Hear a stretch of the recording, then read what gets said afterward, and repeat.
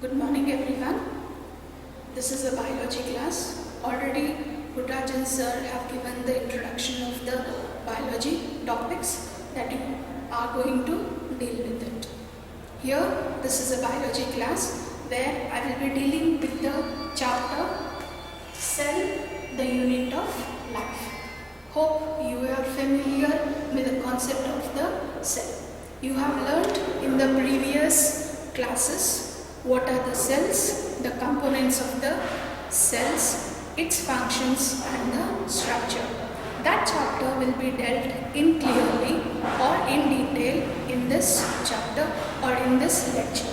So let me start with the topic cell, the unit of life. That is the lecture 1. With the lecture 1. So I like to give you certain introduction about the cell. You are familiar with the definition of the cell. What is a cell? Cell, it is a structural and functional unit of life. We all are the living organisms.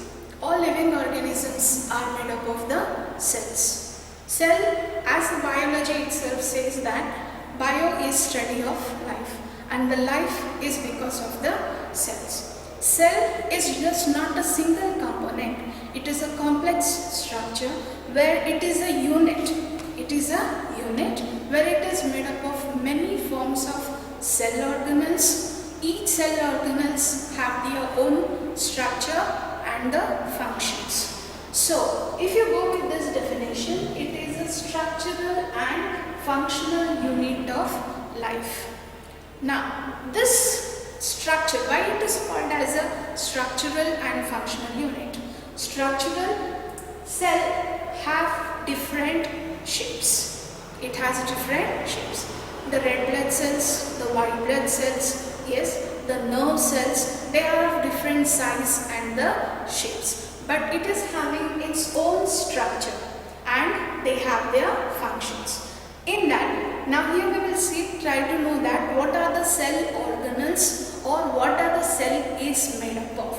Before that, let me give a simple introduction about the cell. Yes, the concept of, there are unicellular organisms and multicellular organisms. If a cell or if an organism is made up of only one cell, or they have only single cell or made up of single cell, they are known as unicellular organisms. For example, you take the monads. You are familiar with the 5 kingdoms of the classifications. That is monads, protista,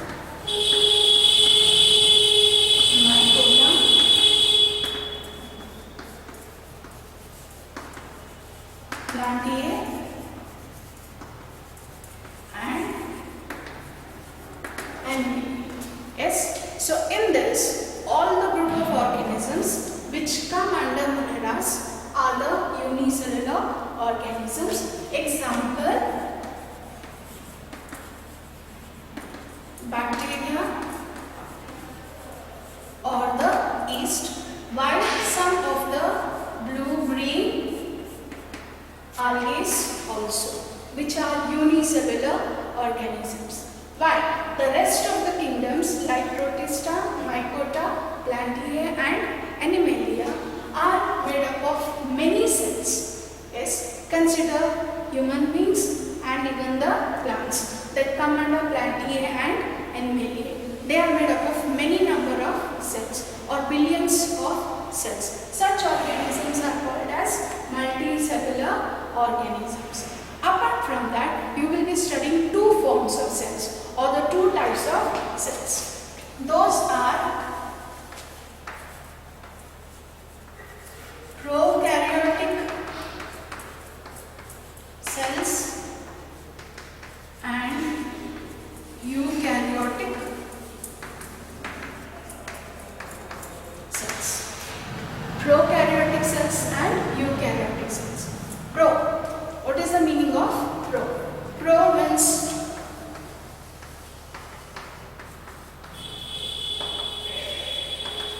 primitive, or we call it as old. The first cells that appeared are known as the prokaryotes.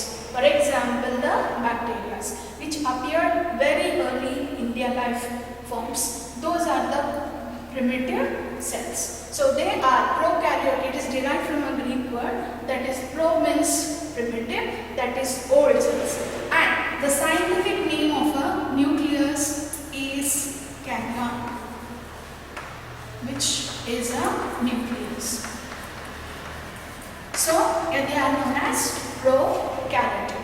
I will repeat it: prokaryotic cells, the primitive cells which came into existence, which do not have well-developed nucleus, or the genetic material is not surrounded by the nuclear membrane. Such cells are known as the prokaryotic cells, which includes the mononas. While the rest of the kingdoms like Protista, Mycota, Platy and Animal are eukaryotic. The meaning of eu is true.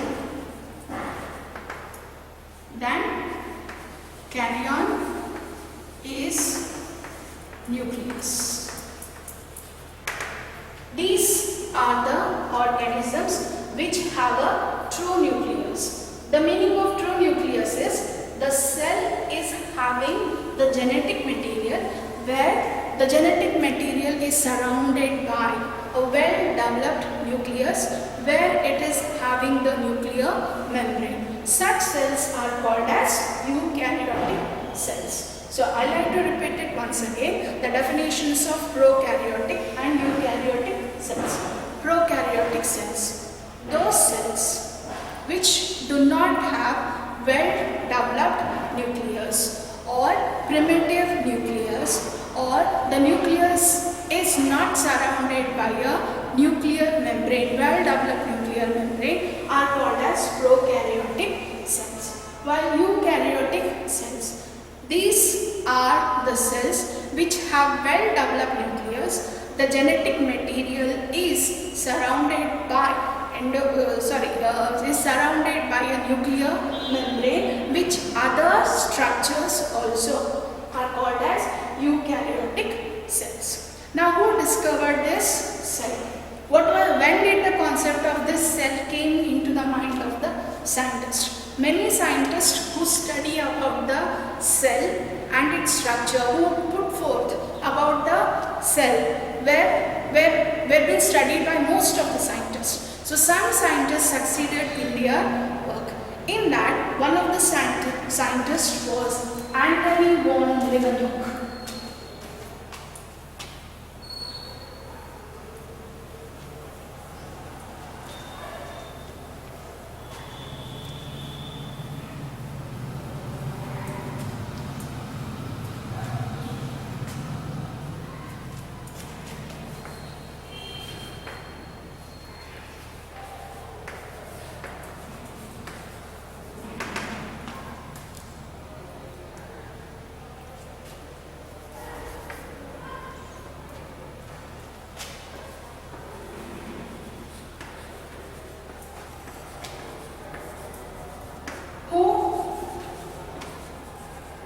Described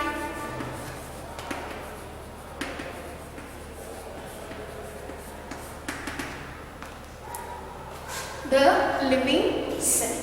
He was a person who described the living cells with his experiments. Many scientists worked about the cell when the microscope was being was being invented. With the invention of the microscope, lot of changes occurred in the field of the science, where the scientists started to study, explore many different forms of living organisms. Already we know that Aristotle is the father of biology.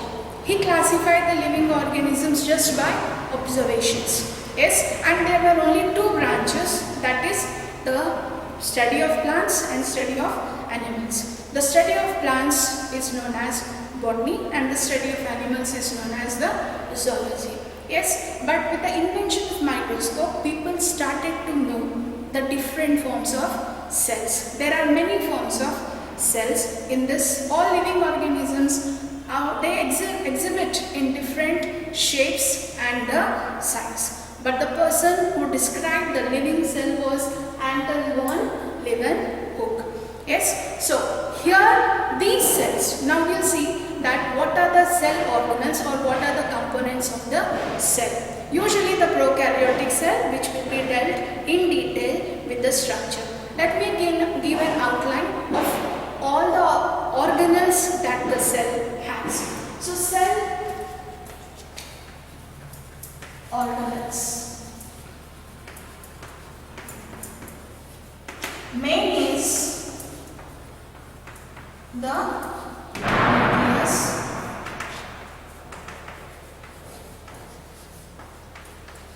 endoplasmic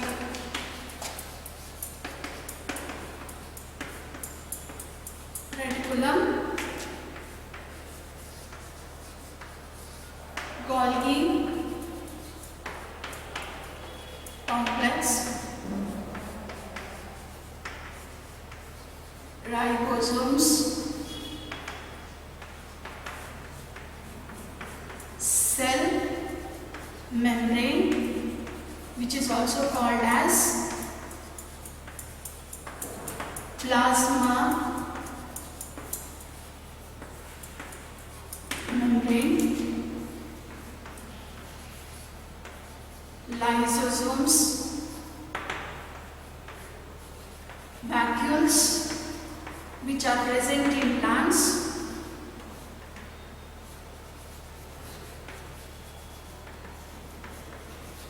centrioles,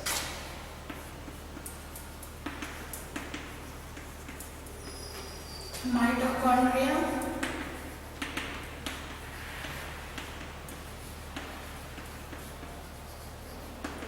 inclusion bodies.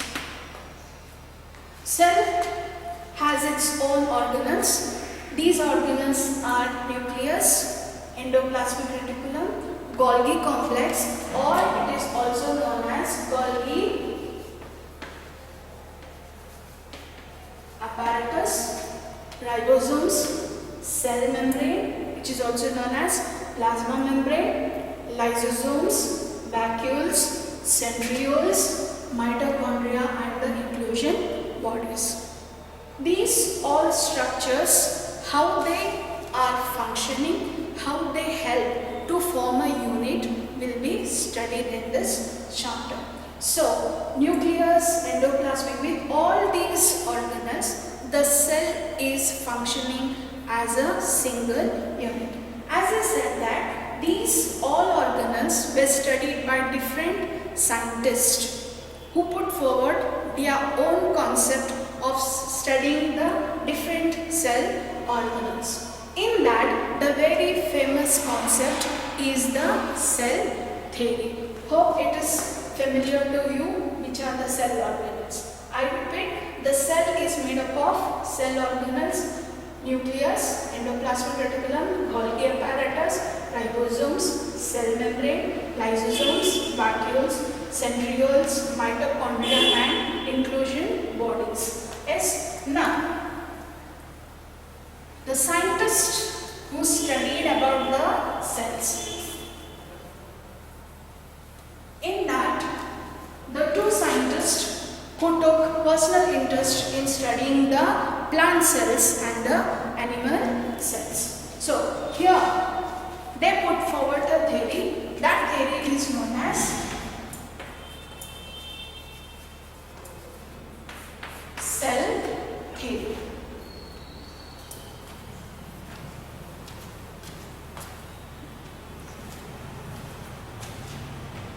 The theory is known as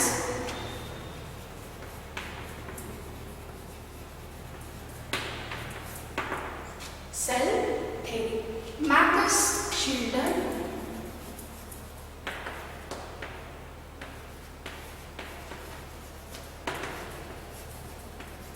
he is a Marcus Schilder who studied about the cells, is a German botanist. He is a German botanist who took interest in studying the plant cells. He studied various types of the plant cells. He put his own concept about the cell. Yes, in the year 1838. It was Marcus Schilder. One more scientist, Theodore Schaap. He is a British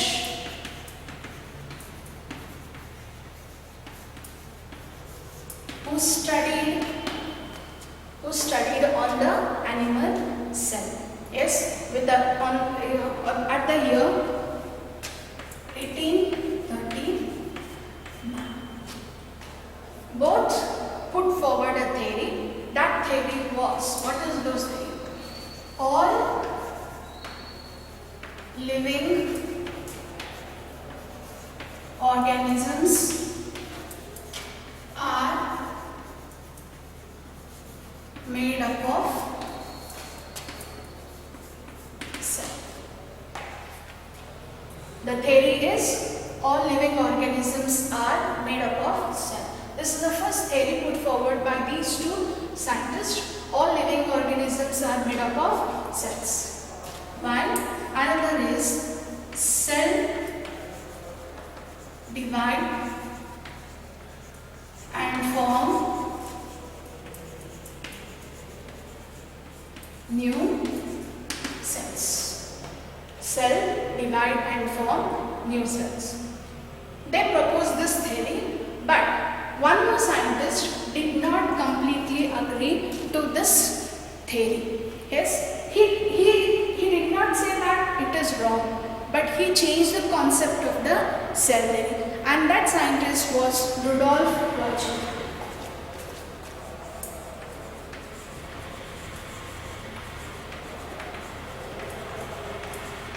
Who gave the statement omnis cellula e cell. He gave his statement as omnis cellula e cellula, where we already know that all living organisms are made up of cells, but he did not agree with this statement. Why he did not agree? Because he included the viruses also. Yes, viruses are not made up of cell. They don't have nucleus, they don't have any other cell organelles, but still exhibit as living organisms when they are inside the host body. They are just made up of proteins and the DNA.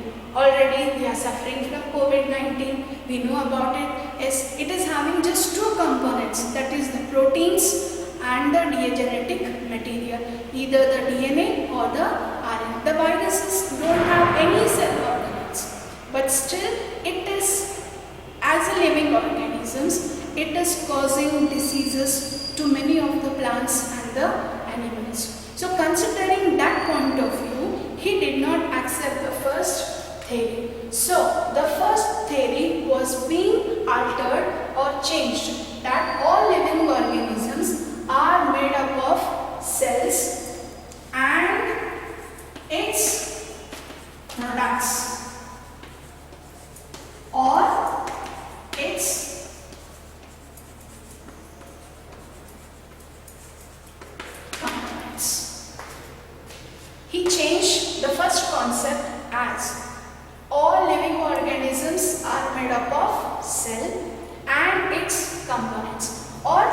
products, the components is, apart from protein and the genetic material, if the cell is having all the cell organelles like nucleus, endoplasmic reticulum and all, yes, especially the nucleus, those organisms are, that is all organisms are made up of cell and its products. This was finally agreed and is regarded as the first theory of cell. That is the first cell theory. First cell theory is all living organisms are made up of cells and its products, that is the components. Then see the second statement, cell divide and form new cells.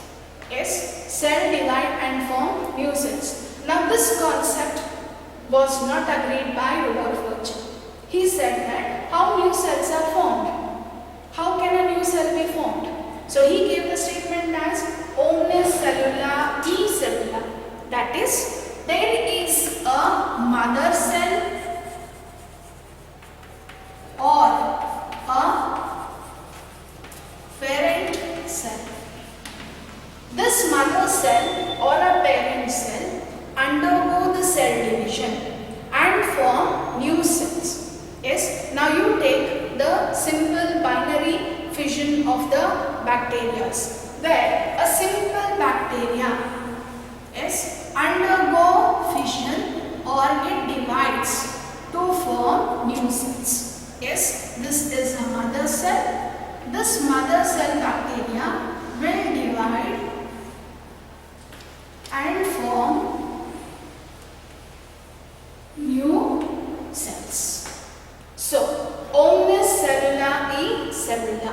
What does it mean? That there is a mother cell, that is the parent cell.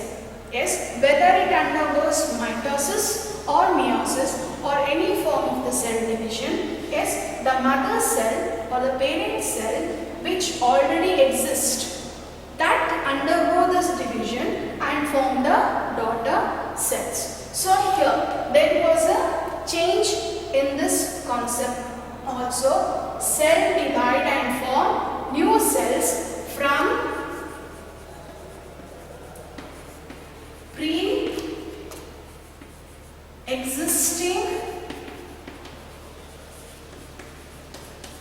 cells.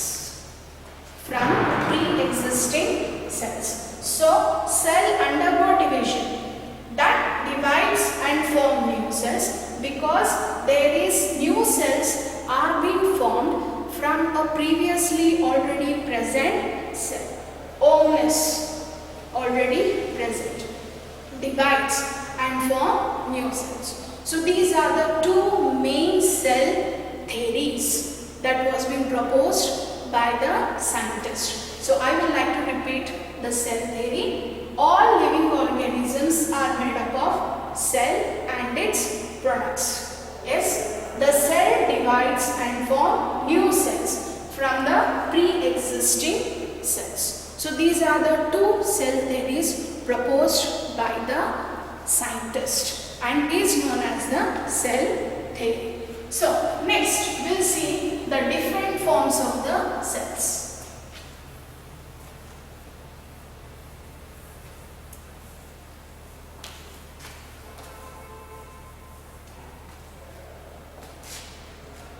As I said earlier that there are different types of cells. Even they differ in their shape and their size. Yes. Now if you take the bacteria or in our human body only, we have different shapes of the cells. Yes. So some cells are completely spherical, some are oval, some are rectangular, and you take the example of the nerve cell or the neuron. Nerve cell or the neuron. They exhibit different shapes and size. If we go with that, which is the smallest cell and the largest cell? Yes, the smallest cell is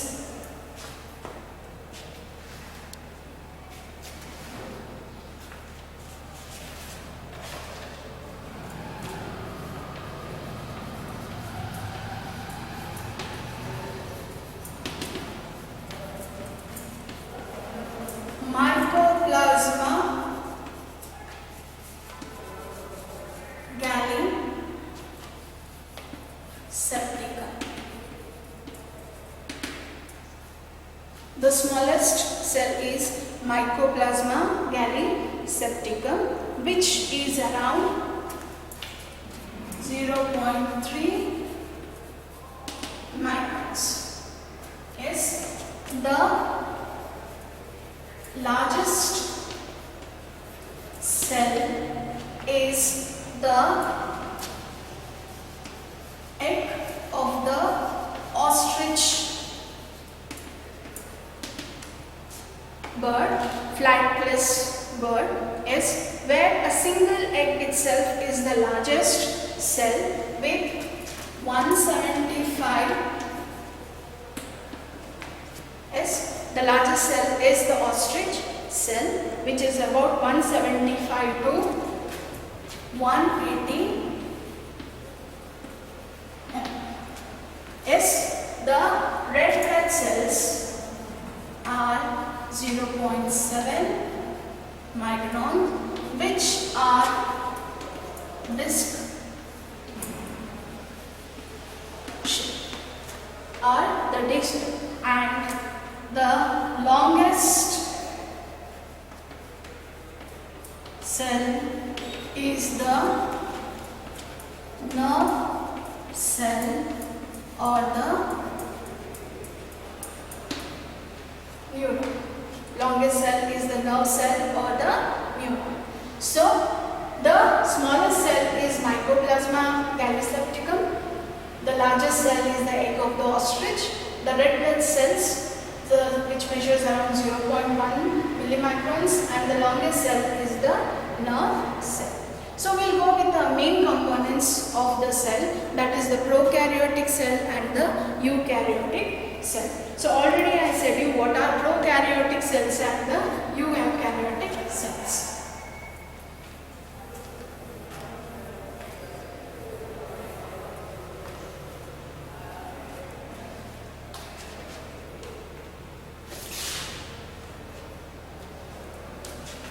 Prokaryotic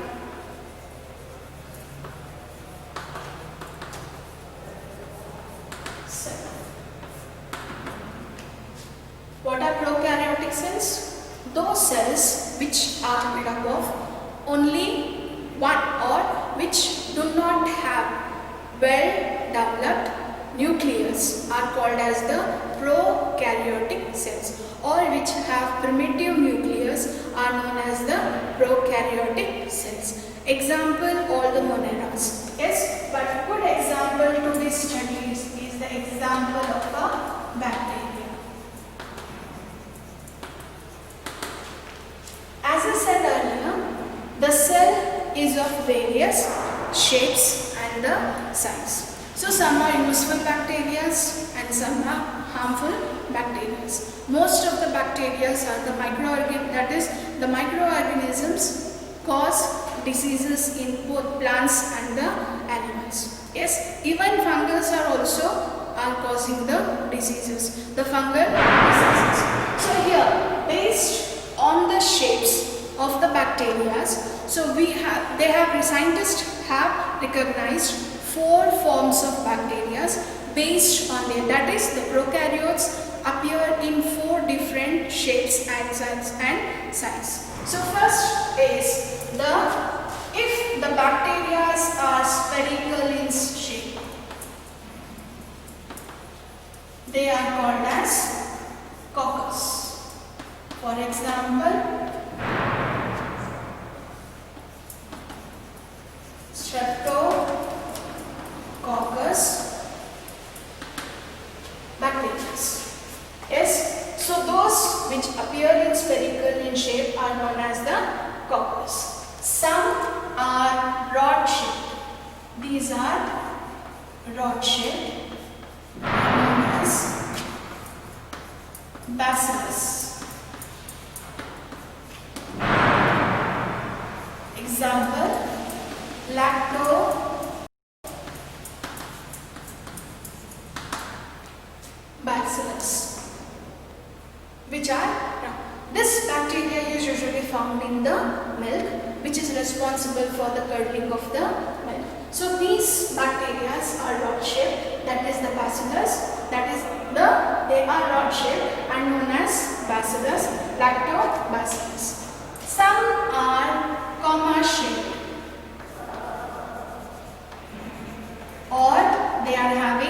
single curve, which are known as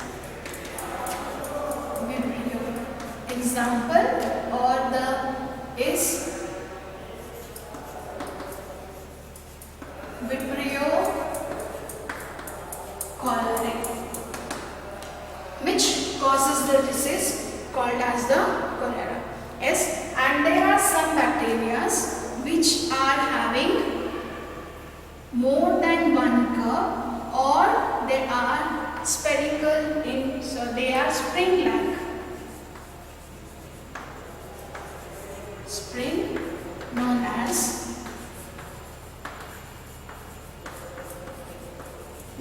the spire. So here the prokaryotes are being classified on based on their shape. Spherical, they are known as coccus.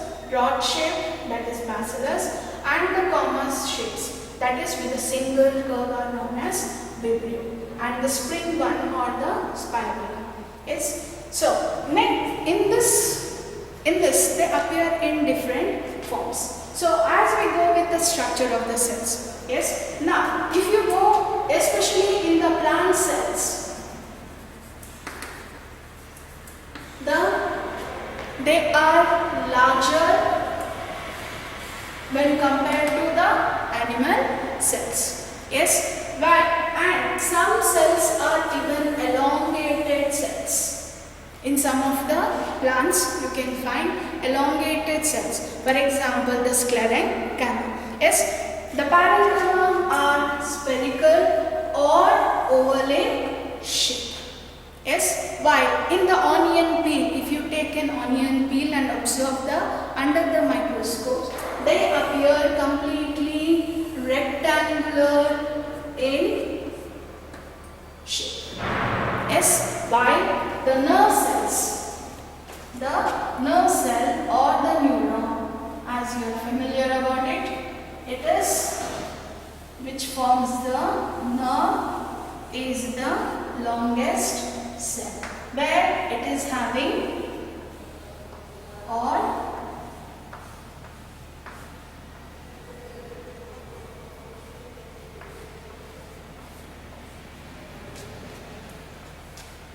the dendrites, the axon, dendrites, cell body, nucleus,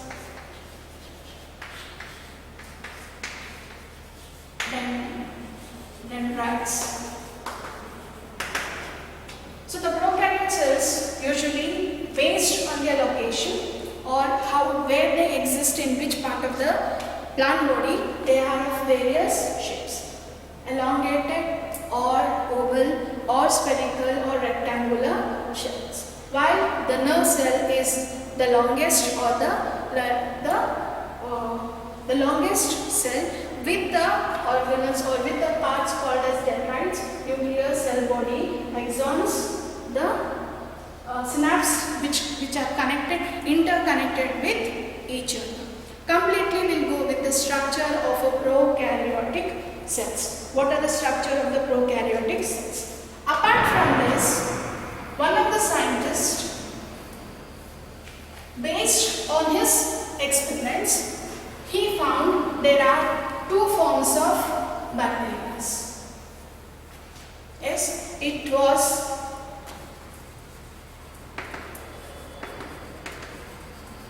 Hans Christian Gram, who studied about the bacteria, and he gave the concept of the bacteria as positive bacteria and the negative bacteria.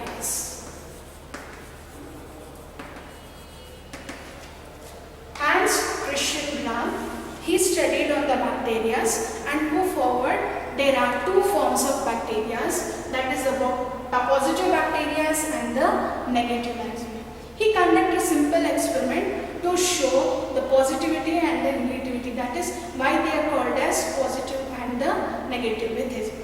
So, based on the absorption of the strain, yes, all the bacteria are having 3 layers. That structure will be studied in detail in the next class. Yes, so there are 3 layers. In these 3 layers, the outermost layer is the glycocalyx. Second is the cell wall and is the plasma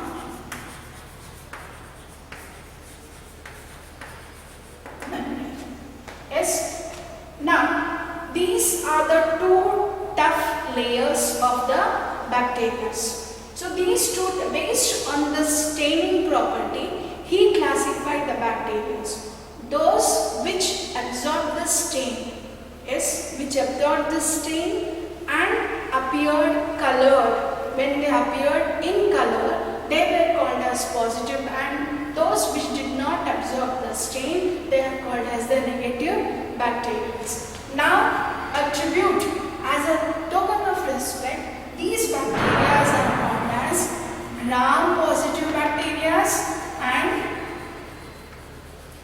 gram-negative bacteria. These bacteria, now we call them as a gram-positive bacteria and the gram-negative bacteria. So, if we go that the prokaryotic cells, all the prokaryotic cells, or in simple way, we study the bacterial cells. So, these bacterial cells are made up of 3 layers, that is glycocalyx, cell wall and the plasma membrane. So, in the next class, we will completely study about the prokaryotic cells and the eukaryotic cells in detail with the diagram. This diagram of prokaryotic cell is not being given in the NCERT textbook, but still we will go with that diagram with the figure. So just look to the diagram of a prokaryotic cell.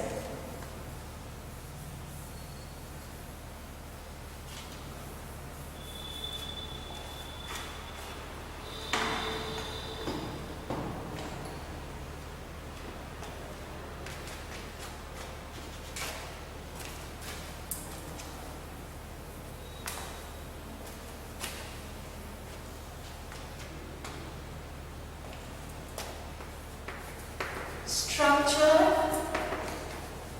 of a prokaryotic cell, which will not be said that just a structure of a bacterial cell.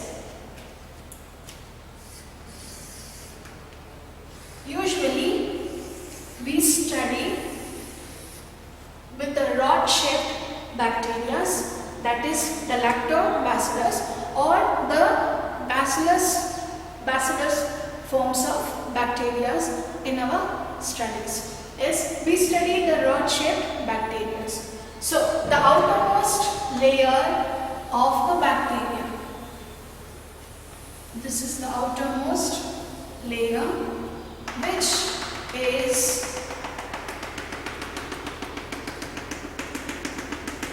also known as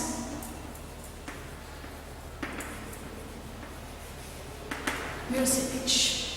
Outermost layer of the bacteria is the mucilage.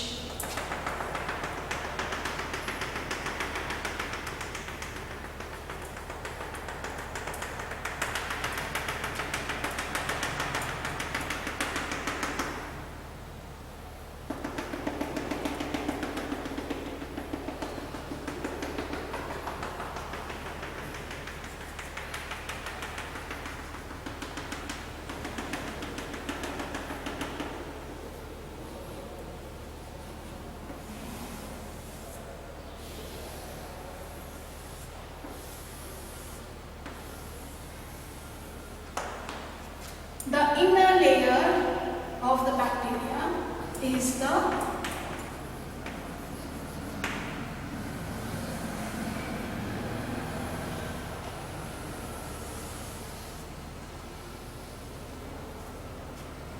Second layer is the cell wall, and inner to the cell wall is the plasma membrane.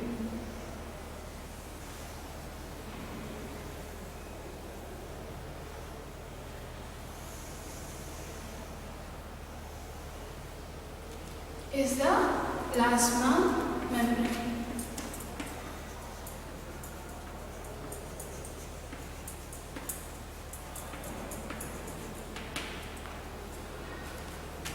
So a prokaryotic cell is having three different layers. The outermost layer is sticky, is mucilage. We call it as the outermost as mucilage, made up, or it is also known as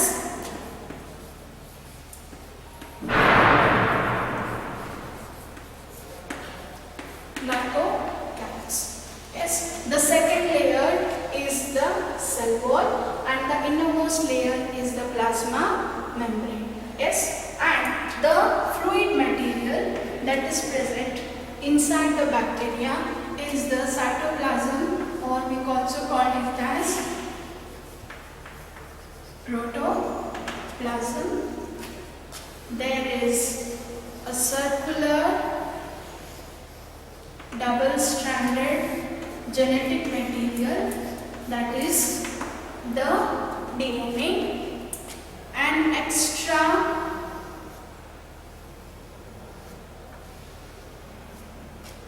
chromosomal DNA, we call it as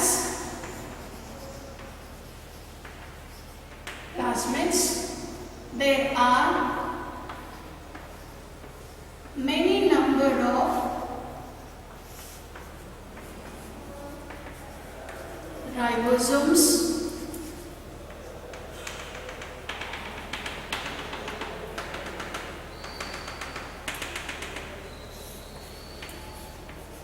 inclusion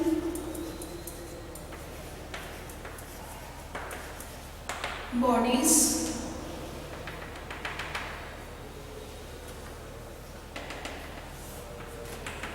which includes inclusion bodies also, and even there are small vacuoles. Small vacuoles. These are the common structures or the parts of the bacterial cell. Now, already I said you what are prokaryotic cells. These are the primitive cells which do not have well-developed nucleus. Now, with this structure, if you see that it is having DNA, it is having the protoplasm, that is the protein component, yes, but it does not have any membrane bounded organelles. It does not have endoplasmic reticulum, it does not have the Golgi complex or the double membrane organelles. So, apart from that, it is having a DNA. That DNA is not surrounded by a nuclear membrane, or it is not having a well developed. So, only we call such cells as the prokaryotic cells.